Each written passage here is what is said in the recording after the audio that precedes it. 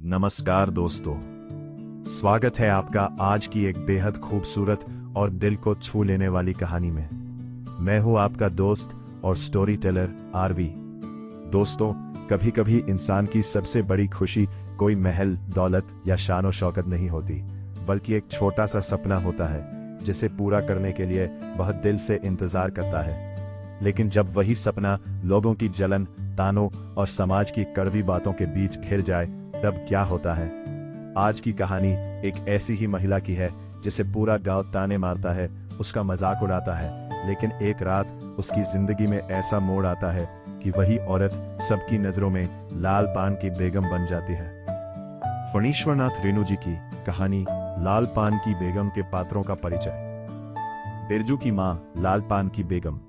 कहानी की मुख्य पात्र जो स्वाभिमानी, थोड़े गुस्सैल स्वभाव वाली, लेकिन भीतर से बेहद संवेदनशील और ममतामयी ग्रामीणी महिला है। बिरजू के बप्पा। बिरजू के पिता जो एक सीधे और शांत स्वभाव के किसान हैं और पत्नी की इच्छा पूरी करने के लिए बैलगाड़ी का इंतजाम करते हैं। बिरजू 7 साल का नटखट और चंचल लड़का जिसे शकरकंद और गुड़ खाना बेहद पसंद है। चंपिया, बिरजू की 10 साल की बड़ी बहन जो घर के कामों में अपनी मां का हाथ बटाती है। मखनी फुआ, पड़ोस में रहने वाली एक बुजुर्ग महिला विधवा जो गांव की बातों को यहाँ वहां करने में माहिर है। जंगी की पुतोहू, रेलवे स्टेशन के पास की रहने वाली मुंहजोर और निडर नई नवेली बहू जो बिरजू की मां को लाल पान की बेगम कहती है। जंगी, कुरमा टोली का रहने वाला एक व्यक्ति और जंगी की पुतोहू का ससुर जो कभी चोरी के मामलों से जुड़ा रहा है। रंगी, जंगी का बेटा और पुतोहू का पति जो कुरमा टोली का एक नामी लठैत है। सहुआइन, गांव की दुकानदार महिला जिससे चंपिया छोवा गुड़ लेने जाती है। राधे की बेटी सुनरी, गांव की एक लड़की जो बाद में बिरजू की मां के साथ बैलगाड़ी पर नाच देखने जाती है। लरेना खवास की बहू, कुरमा टोली की एक और महिला जो गहने पहनकर अंत में नाच देखने के लिए बैलगाड़ी में शामिल होती है। मियां जान, मलदहिया टोली का रहने वाला गाड़ीवान जिससे बिरजू के बप्पा बैलगाड़ी मांगने जाते हैं। सिद्धू की बहू, गांव की एक महिला जो बिरजू की मां से खाना बनाने की कड़ाही मांग कर ले गई थी।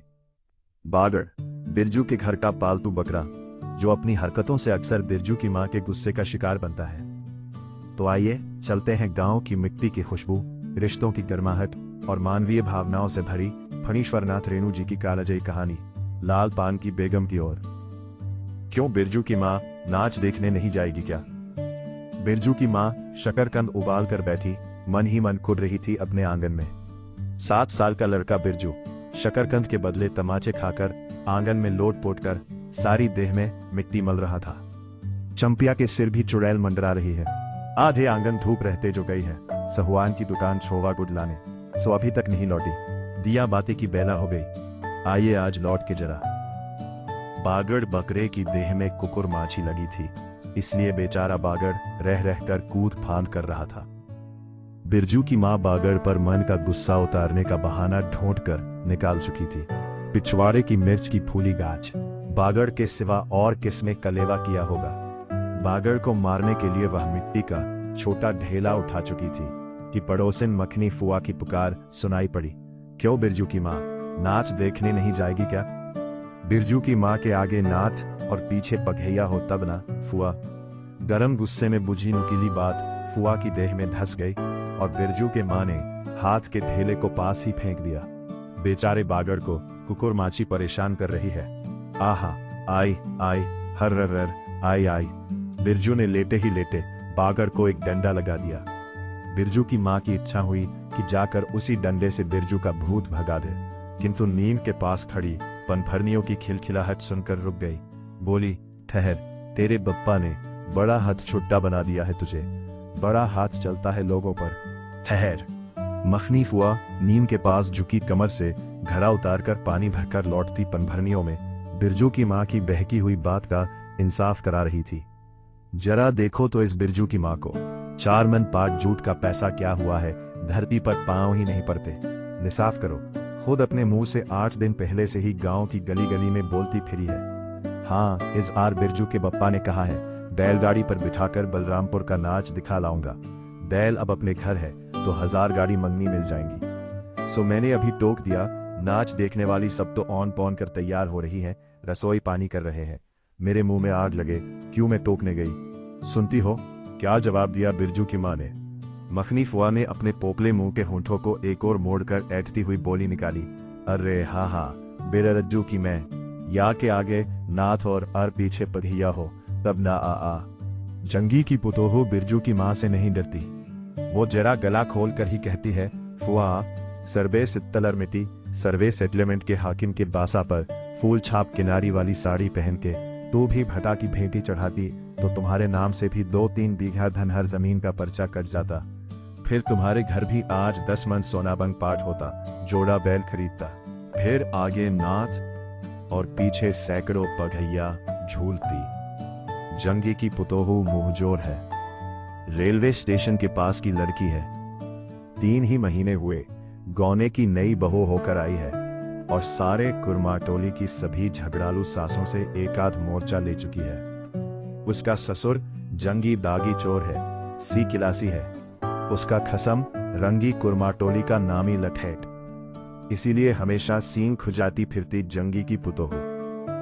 बिरजू की माँ के आंगन में जंगी की पुतोहू की गला खोल बोली गुलेल की गोलियों की तरह दंदनाती हुई आई थी। बिरजू के माँ ने एक तीखा जवाब खोज कर निकाला, लेकिन मन मसोस कर रह गई। गोबर की ढेरी में कौन ढेला फेंके।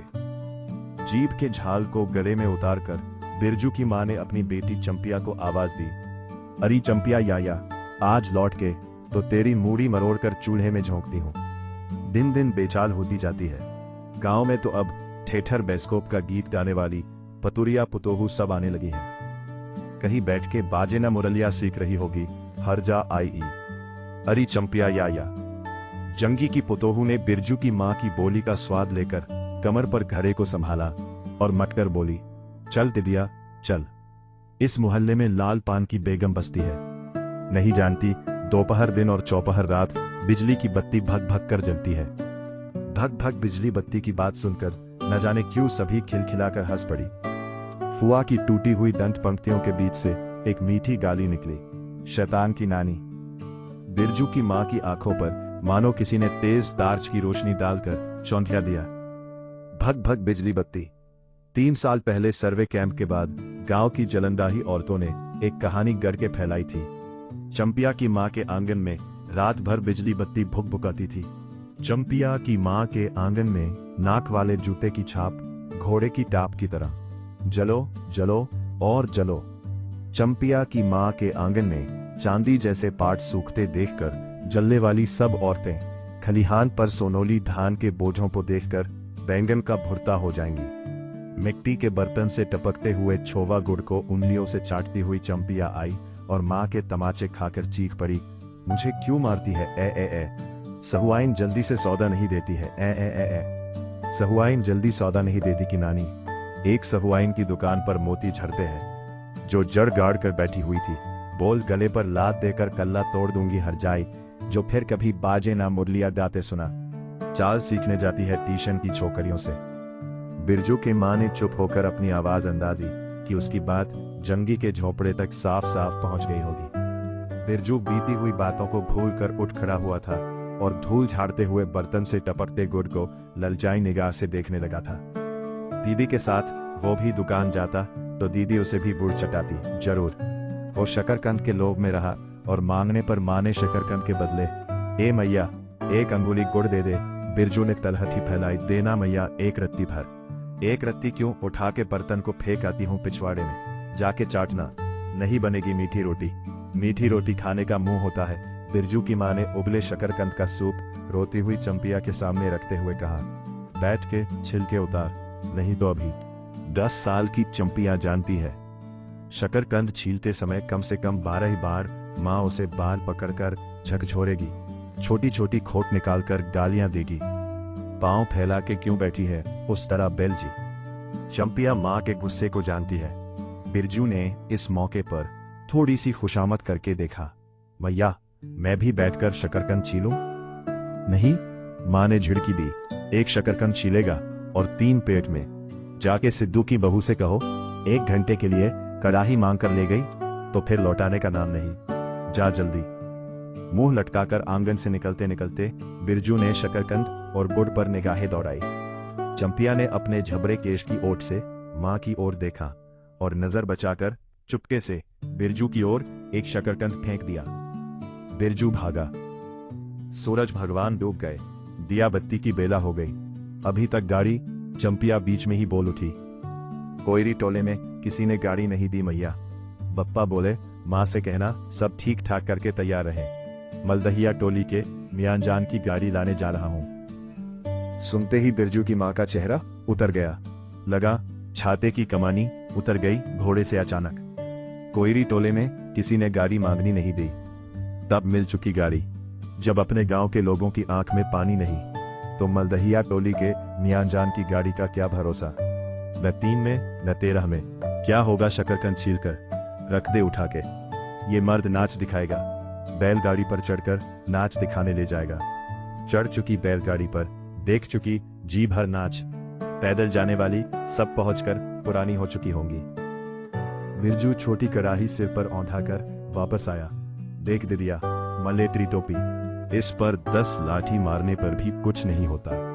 चंपिया चुपचाप बैठी रही, कुछ बोली नहीं, जरा सी मुस्कुराई भी नहीं। बिरजू ने समझ लिया मैया का गुस्सा अभी उतरा नहीं है पूरे तौर से। मढ़ैया के अंदर से बागड़ को बाहर भगाती हुई बिरजू की मां बड़बड़ाई। कल ही पंचकौड़ी कसाई के हवाले करती हूँ राकस तुझे, हर चीज में मुंह लगाएगा। चंपिया बांध दे बागड़ को, खोल दे गले की घंटी। हमेशा टुनुर टुनुर, मुझे जरा नहीं सुहाता है। टुनुर टुनुर सुनते ही बिरजू को सड़क से जाती हुई बैलगाड़ियों की याद हो आई। अभी बबुआन टोले की गाड़ियां नाच देखने जा रही थी। झुनुर झुनुर बैलों की झुमकी, तुमने सो बेसी बकबक मत करो। बागड़ के गले से झुमकी खोलती बोली चंपिया। चंपिया डाल दे चूल्हे में पानी, बप्पा आवे तो कहना कि अपने उड़न जहाज पर चढ़कर नाच देख आए। मुझे नाच देखने का शौक नहीं, मुझे जगाइयो मत कोई, मेरा माथा दुख रहा है। मढ़ैया के ओसारे पर बिरजू ने फिसफिसा के पूछा, क्यों दिदिया, नाच में उड़न जहाज भी उड़ेगा? चटाई पर कथरी ओढ़कर बैठती हुई चंपिया ने बिरजू को चुपचाप अपने पास बैठने का इशारा किया। मुफ्त में मार खाएगा बेचारा। बिरजू ने बहन की कथरी में हिस्सा बांटते हुए चुक्की मुक्की लगाई। जाड़े के समय इस तरह घुटने पर ठुड्डी रखकर चुक्की मुक्की लगाना सीख चुका है वो। उसने चंपिया के कान के पास मुंह ले जाकर कहा, हम लोग नाच देखने नहीं जाएंगे। गांव में एक पंछी भी नहीं है, सब चले गए। चंपिया को तिल भर भी भरोसा नहीं। संझा तारा डूब रहा है। बप्पा अभी तक गाड़ी लेकर नहीं लौटे। 1 महीना पहले से ही मैया कहती थी बलरामपुर के नाच के दिन मीठी रोटी बनेगी। चंपिया छींट की साड़ी पहनेगी, बिरजू पैंट पहनेगा। बैलगाड़ी पर चढ़कर चंपिया की भीगी पलकों पर एक बूंद आंसू आ गया। बिरजू का भी दिल भर आया। उसने मन ही मन में इमली पर रहने वाले जिन बाबा को एक बैंगन कबूला। गाज का सबसे पहला बैंगन, उसने खुद जिस पौधे को रोपा है। जल्दी से गाड़ी लेकर बप्पा को भेज दो जिन बाबा। मढ़ैया के अंदर बिरजू की माँ चटाई पर पड़ी करवटें ले रही थी। पहले से किसी बात का मंसूबा नहीं बांधना चाहिए किसी को। भगवान ने मंसूबा तोड़ दिया। उसको सबसे पहले भगवान से पूछना है, ये किस चूक का फल दे रहे हो भोला बाबा? अपने जानते उसने किसी देवता पितर की मान मनौती बाकी नहीं रखी। सर्वे के समय जमीन के लिए जितनी मनौतियां की थी, ठीक ही तो महावीर जी का रोट तो बाकी ही है। हाय रे देव, भूल चूक माफ करो महावीर बाबा। मनौती दूनी करके चढ़ाएगी बिरजू की माँ। बिरजू की माँ के मन में रह रहकर जंगी की पुतोहू की बातें चुभती है। भक भक बिजली बत्ती, चोरी चमारी करने वाली की बेटी पुतोहू जलेगी नहीं। 5 बीघा जमीन क्या हासिल की है बिरजू के बप्पा ने। गांव की भाई खौकियों की आंखों में किरकिरी पड़ गई है। खेत में पाट लगा देखकर गांव के लोगों की छाती फटने लगी। धरती फोड़कर पाट लगा है। वैसाखी बादलों की तरह उमड़ते आ रहे हैं पाट के पौधे, तो अलान तो फलान। इतनी आंखों की धार भला फसल सहे। जहां 15 मन पाट होना चाहिए, सिर्फ 10 मन पाट काटा पर तौल के ओजन हुआ भगत के यहाँ। इसमें जलने की क्या बात है भला? बिरजू के बप्पा ने तो पहले ही कुरमा टोली के एक एक आदमी को समझा के कहा, जिंदगी भर मजदूरी करते रह जाओगे, सर्वे का समय हो रहा है, लाठी कड़ी करो तो 2-4 बीघे जमीन हासिल कर सकते हो। सो गांव की किसी कुतखौकी का भटार सर्वे के समय बाबू साहब के खिलाफ खासा भी नहीं। बिरजू के बप्पा को कम सहना पड़ा है। बाबू साहब गुस्से से सर्कस नाच के बाघ की तरह उमड़ते रह गए। उनका बड़ा बेटा घर में आग लगाने की धमकी देकर गया। आखिर बाबू साहब ने अपने सबसे छोटे लड़के को भेजा। बिरजू की माँ को मौसी कह के पुकारा। यह जमीन बाबूजी ने मेरे नाम से खरीदी थी। मेरी पढ़ाई लिखाई उसी जमीन की उपज से चलती है। और भी कितनी बातें। खूब मोहना जानता है उतना जरा सा लड़का जमींदार का बेटा है कि। चंपिया, बिरजू सो गया क्या? यहाँ आ जा बिरजू, अंदर। तू भी आ जा चंपिया, भला आदमी आए तो एक बार आज। बिरजू के साथ चंपिया अंदर चली गई। ढिबरी बुझा दे, बप्पा बुलाएं तो जवाब मत देना, खपच्ची गिरा दे। भला आदमी रे, भला आदमी, मुंह देखो जरा इस मर्द का। बिरजू की माँ दिन रात मंझाना देती रहती तो ले चुके थे जमीन। रोज आकर माथा पकड़ के बैठ जाए, मुझे जमीन नहीं लेनी है। बिरजू की माँ, मजूरी ही अच्छी, जवाब देती थी। बिरजू की माँ खूब सोच समझ के, छोड़ दो, जब तुम्हारा कलेजा ही स्थिर नहीं होता है तो क्या होगा। जोरू जमीन जोर के नहीं तो किसी और के। बिरजू के बाप पर बहुत तेजी से गुस्सा चढ़ता है, चढ़ता ही जाता है। बिरजू की माँ का भाग ही खराब है जो ऐसा गोबर गणेश घरवाला उसे मिला। कौन सा सौफ मौज दिया है उसके मर्द ने। कोल्हू के बैल की तरह खटकर सारी उम्र काट दी इसके यहाँ। कभी 1 पैसे की जलेबी भी ला कर दी है उसके खसम ने। पाट का दाम भगत के यहाँ से लेकर बाहर ही बाहर बैल हट्टा चले गए। बिरजू की माँ को एक बार नमरी लोट देखने भी नहीं दिया आंख से। बैल खरीद लाए, उसी दिन से गांव में ढिंढोरा पीटने लगे।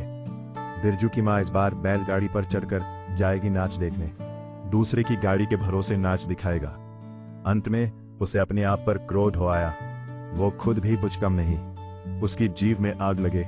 बैलगाड़ी पर चढ़कर नाच देखने की लालसा किसी समय में उसके मुंह से निकली थी, भगवान जाने। फिर आज सुबह से दोपहर तक किसी न किसी बहाने उसने 18 बार बैलगाड़ी पर नाच देखने की चर्चा छेड़ी है। लो खूब देखो नाच, कथरी के नीचे दुशाले का सपना। कल भोरे पानी भरने के लिए जब जाएगी, पतली जीभ वाली पतुरिया सब हंसती आएंगी, हंसती जाएंगी। सभी जलते हैं उससे। हाँ भगवान, दाढ़ी जार भी, 2 बच्चों की माँ होकर भी वह जस की तस है। उसका घरवाला उसकी बात में रहता है। वह बालों में गरी का तेल डालती है। उसकी अपनी जमीन है किसी के पास एक घोर जमीन भी अपने इस गांव में। जलेंगे नहीं, 3 बीघे में धान लगा हुआ है, अघानी। लोगों की बिखदीट से बचे तब तो। बाहर बैलों की घंटियां सुनाई पड़ी। तीनों सतर्क हो गए, उत्कर्ण होकर सुनते रहे। अपने ही बैलों की घंटी है, त्योरी चंपिया। चंपिया और बिरजू ने प्राय एक ही साथ कहा, चुप। बिरजू की मां ने फिसफिसाकर कहा, शायद गाड़ी भी है, घर खड़ाती है ना। ओ। दोनों ने फिर हुंकारी भरी। चुप, गाड़ी नहीं है। तू चुपके से टट्टी में छेद करके देख तो आ। चंपी, भाग के आ, चुपके चुपके। चंपिया बिल्ली की तरह हौले हौले पांव से टट्टी के छेद से झांक आई। हाँ मैया, गाड़ी भी है। बिरजू हड़बड़ाकर उठ बैठा। उसकी मां ने उसका हाथ पकड़कर सुला दिया। बोले मत। चंपिया भी गुदड़ी के नीचे घुस गई। बाहर बैलगाड़ी खोलने की आवाज हुई। बिरजू के बाप ने बैलों को जोर से डांटा। हाँ, आ गए घर आने के लिए छापी फटी जाती थी। बिरजू की मां ताड़ गई। जरूर मरदहिया टोली में गांजे की चिलम चढ़ रही थी। आवाज तो बड़ी खनखनाती हुई निकल रही है। चंपिया हाँ, बाहर से पुकार कर कहा उसके बाप ने, बैलों को घास दे दे। चंपिया हाँ। अंदर से कोई जवाब नहीं आया। चंपिया के बाप ने आंगन में आकर देखा तो ना रोशनी, ना चिराग, ना चूल्हे में आग। बात क्या है? नाच देखने उतावली होकर पैदल ही चली गई क्या? बिरजू के गले में खसखसाहट हुई और उसने रोकने की पूरी कोशिश भी की, लेकिन खांसी जब शुरू हुई तो पूरे 5 मिनट तक वह खांसता रहा। बेटा बिरज मोहन, बिरजू के बाप ने पुचकार कर बुलाया। मैया गुस्से के मारे सो गई क्या? अरे अभी तो लोग जा ही रहे हैं। बिरजू की मां के मन में आया कि कस कर जवाब दे, नहीं देखना है नाच, लौटा दो गाड़ी। चंपिया हा, उठती क्यों नहीं? ले धान की पंचसीस रख दे। धान की बालियों का छोटा झब्बा झोंपड़े के ओसरे पर रखकर उसने कहा, दिया बालो। बिरजू की माँ उठकर ओसरे पर आई। देर पहर रात को गाड़ी लाने की क्या जरूरत थी, नाच तो अब खत्म हो रहा होगा।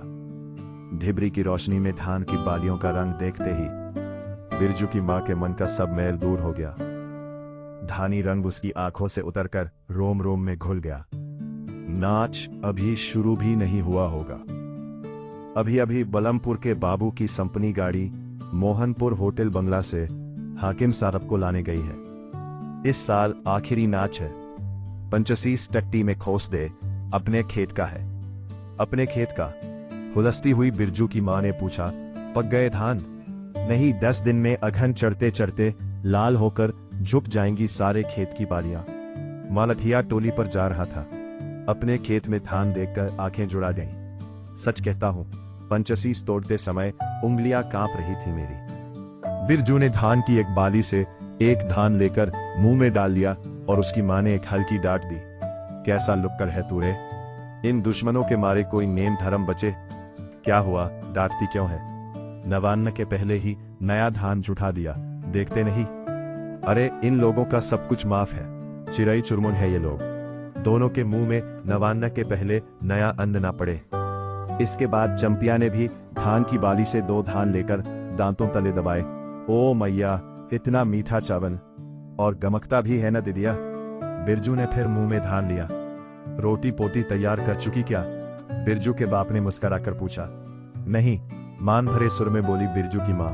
जाने का ठीक ठिकाना नहीं, और रोटी बनाती? वाह, खूब हो तुम लोग। जिसके पास बैल है उसे गाड़ी मंगनी नहीं मिलेगी भला। गाड़ी वालों को भी कभी बैल की जरूरत होगी। पूछूंगा तब कोयरी टोला वालों से। ले जल्दी से रोटी बना ले, देर नहीं होगी। अरे टोकरी भर रोटी तो तू पलक मारते बना देती है। 5 रोटियां बनाने में कितनी देर लगेगी? बिरजू की मां के होठों पर मुस्कुराहट खुलकर खिलने लगी। उसने नजर बचाकर देखा, बिरजू का बप्पा उसकी ओर एकटक निहार रहा है। चंपिया और बिरजू न होते तो मन की बात हंसकर खोलने में देर न लगती। चंपिया और बिरजू ने एक दूसरे को देखा और खुशी से उनके चेहरे जगमगा उठे। मैया बेकार गुस्सा हो रही थी ना। चंपी जरा घैलसार में खड़ी होकर मखनी फुआ को आवाज दे तो। ए फुआ आ, सुनती हो फुआ आ, मैया बुला रही है। फुआ ने कोई जवाब नहीं दिया, किंतु उसकी बड़बड़ाहट स्पष्ट सुनाई पड़ी। हाँ, अब फुआ को क्यों गुहारती है? सारे टोले में बस एक फुआ ही तो बिना नाथ पघिया वाली है। अरे फुआ, बिरजू की मां ने हंसकर जवाब दिया। उस समय बुरा मान गई थी क्या? नाथ पघिया वाले को आकर देखो, दोपहर रात में गाड़ी लेकर आया है। आ जाओ फुआ, मैं मीठी रोटी पकाना नहीं जानती। फुआ काकती खांसती आई। इसी के घड़ी पहर दिन रहते ही पूछ रही थी कि नाच देखने जाएगी क्या। कहती तो मैं पहले से ही अपनी अंगीठी यहाँ सुलगा जाती। बिरजू की मां ने फुआ को अंगीठी दिखला दी और कहा, घर में अनाज दाना वगैरह तो कुछ है नहीं, एक बागड़ है और कुछ बर्तन बासन, सो रात भर के लिए यहाँ तंबाकू रख जाती हूँ। अपना हुक्का ले आई हो ना फुआ? फुआ को तंबाकू मिल जाए तो रात भर क्या 5 रात बैठकर जाग सकती है। फुआ ने अंधेरे में टटोलकर तंबाकू का अंदाज किया। ओहो, हाथ खोलकर तंबाकू रखा है बिरजू की मां ने, और एक वो है सहुआइन, राम कहो। उस रात को अफीम की गोली की तरह एक मटर भर तंबाकू रखकर चली गई गुलाब बाग मेले और कह गई कि डिब्बी भर तंबाकू है। बिरजू की मां चूल्हा सुलगाने लगी। चंपिया ने शकरकंद को मसल कर गोले बनाए और बिरजू सिर पर कड़ाही औंधा कर अपने बाप को दिखलाने लगा। मलटरी टोपी, इस पर 10 लाठी मारने पर भी कुछ नहीं होगा। सभी ठठाकर हंस पड़े। बिरजू की मां हंसकर बोली, ताखे पर 3-4 मोटे शकरकंद हैं, दे दे बिरजू को चंपिया, बेचारा शाम से ही। बेचारा मत कहो मैया, खूब सचारा है। अब चंपिया चहकने लगी। तुम क्या जानो कथी के नीचे मुंह क्यों चल रहा था बाबू साहब का। ही। बिरजू के टूटे दूध के दांतों की फाक से बोली निकली, ब्लैक मार्टिन में 5 शकरकंद खा लिया। हाँ। सभी फिर ठट्ठा कर हंस पड़े। बिरजू की मां ने फुआ का मन रखने के लिए पूछा, 1 कनवा गुड़ है, आधा दूं फुआ? फुआ ने गदगद होकर कहा, अरे शकरकंद तो खुद मीठा होता है, उतना क्यों डालेगी? जब तक दोनों बैल दाना घास खाकर एक दूसरे की देह को जीभ से चाटे। बिरजू की माँ तैयार हो गई। चंपिया ने छींट की साड़ी पहनी और बिरजू बटन के अभाव में पैंट पर पटसन की डोरी बंधवाने लगा। बिरजू की माँ ने आंगन से निकल गांव की ओर कान लगाकर सुनने की चेष्टा की। ओह, इतनी देर तक भला पैदल जाने वाले रुके रहेंगे। पूर्णिमा का चांद सिर पर आ गया है और आज बिरजू की माँ असली रूपा का मंगल टिक्का पहनी लगा। पहली बार बिरजू के पप्पा को हो क्या गया है, गाड़ी जोतता क्यों नहीं, मुंह की ओर एकटक देख रहा है मानो नाच की लाल पान की। गाड़ी पर बैठते ही बिरजू की माँ की देह में एक अजीब गुदगुदी लगने लगी। उसने बांस की बल्ली को पकड़कर कहा, गाड़ी पर अभी बहुत जगह है, जरा दाहिनी सड़क से गाड़ी हाँकना। बैल जब दौड़ने लगे और पहिया जब चूं चूं करके घर घराने लगा तो बिरजू से नहीं रहा गया। उड़न जहाज की तरह उड़ाओ बप्पा। गाड़ी जंगी के पिछवाड़े पहुंची। बिरजू की माँ ने कहा, जरा जंगी से पूछो ना, उसकी पुतोहू नाच देखने चली गई क्या। गाड़ी के रुकते ही जंगी के झोपड़े से आती हुई रोने की आवाज स्पष्ट हो गई। बिरजू के बप्पा ने पूछा, अरे जंगी भाई, काहे कन्नरोहट हो रहा है आंगन में। जंगी घूर ताप रहा था, बोला, क्या पूछते हो, रंगी बलरामपुर से लौटा नहीं, पुतोहिया नाच देखने कैसे जाए। आसरा देखते देखते उधर गांव की सभी औरतें चली गईं। अरे ट्यूशन वाली, तो रोती है काहे, बिरजू की माँ ने पुकार कर कहा। आजा झट से कपड़ा पहनकर, सारी गाड़ी पड़ी हुई है, बेचारी, आजा जल्दी। बगल के झोपड़े से राधे की बेटी सुनरी ने कहा, काकी गाड़ी में जगह है, मैं भी जाऊंगी। पास की झाड़ी के उस पार लरेना खवास का घर है, उसकी बहू भी नहीं गई है, गिलट का झुमकी कड़ा पहनकर जमकती आ रही है। आजा, जो बाकी रह गई है सब आ जाएं जल्दी। जंगी की पुतोहू, लरेना की बीवी और राधे की बेटी सुनरी तीनों गाड़ी के पास आई। बैल ने पिछला पैर फेंका। बिरजू के बाप ने एक भद्दी गाड़ी दी। सारा लताड़ मारकर लंगड़ी बनाएगा पुतोहू को। सभी ठठाकर हंस पड़े। बिरजू के बाप ने घूंघट में झुकी दोनों पुतोहुओं को देखा। उसे अपने खेत की झुकी हुई बालियों की याद आ गई। जंगी की पुतोहू का गौना 3 ही मास पहले हुआ है। गौने की रंगीन साड़ी से कड़वे तेल और लठवा सिंदूर की गंध आ रही है। बिरजू की माँ को अपने गौने की याद आई। उसने कपड़े की गठरी से 3 मीठी रोटियां निकालकर कहा, खा ले एक एक करके, सिमराह के सरकारी कूप में पानी पी लेना। गाड़ी गांव से बाहर होकर धान के खेतों के बगल से जाने लगी। चांदनी कार्तिक की खेतों से धान के झरते फूलों की गंध आती है। बांस की झाड़ी में कहीं दुद्धि की लता फूली है। जंगी की पुतोहू ने एक बीड़ी सुलगाकर बिरजू की माँ की ओर बढ़ाई। बिरजू की माँ को अचानक याद आई चंपिया, सुनरी, लरेना की बीवी और जंगी की पुतोहू। ये चारों ही गांव में बेस्कॉप का गीत गाना जानती हैं। खूब गाड़ी की लीक धन खेतों के बीच होकर गई। चारों ओर गौने की साड़ी की खसखसाहट जैसी आवाज होती है। बिरजू की माँ के माथे के मंगे टिक्के पर चांदनी छिटकती है। अच्छा, अब एक बेस्कॉप का गीत गा तो चंपिया, डरती है काहे, जहां भूल जाओगी बगल में मास्टरनी बैठी ही है। दोनों पुतोहुओं ने तो नहीं, किंतु चंपिया और सुनरी ने खंखार कर गला साफ किया। बिरजू के बाप ने बैलों को ललकारा, चल भैया और जरा जोर से गा रे चंपिया, नहीं तो मैं बैलों को धीरे धीरे चलने को कहूंगा। जंगी की पुतोहू ने चंपिया के कान के पास घूंघट ले जाकर कुछ कहा और चंपिया ने धीमे से शुरू किया, चंदा की चांदनी। बिरजू को गोद में लेकर बैठी उसकी माँ की इच्छा हुई कि वह भी साथ साथ गीत गाए। बिरजू की माँ ने जंगी की पुतोहू को देखा, धीरे धीरे गुनगुना रही है वह भी। कितनी प्यारी पुतोहू है। गौने की साड़ी से एक खास किस्म की गंध निकलती है। ठीक ही तो कहा है उसने, बिरजू की माँ बेगम है, लाल पान की बेगम। ये तो कोई बुरी बात नहीं, हाँ वह सचमुच लाल पान की बेगम है। बिरजू की माँ ने अपनी नाक पर दोनों आंखों को केंद्रित करने की चेष्टा करके अपने रूप की झांकी ली। लाल साड़ी की झिलमिल किनारी, मंगा टिक्का पर चांद। बिरजू की माँ के मन में अब और कोई लालसा नहीं, उसे नींद आ रही है। आप सुन रहे थे फणीश्वरनाथ रेणु जी की लिखी अमर कहानी लाल पान की बेगम, गरीबी से बेगम बनने तक का सफर। तो दोस्तों, ये थी आज की पूरी कहानी।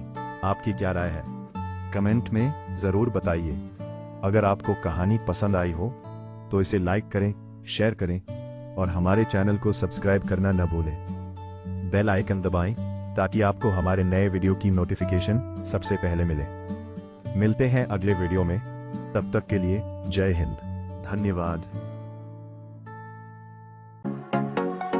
Like, share, subscribe.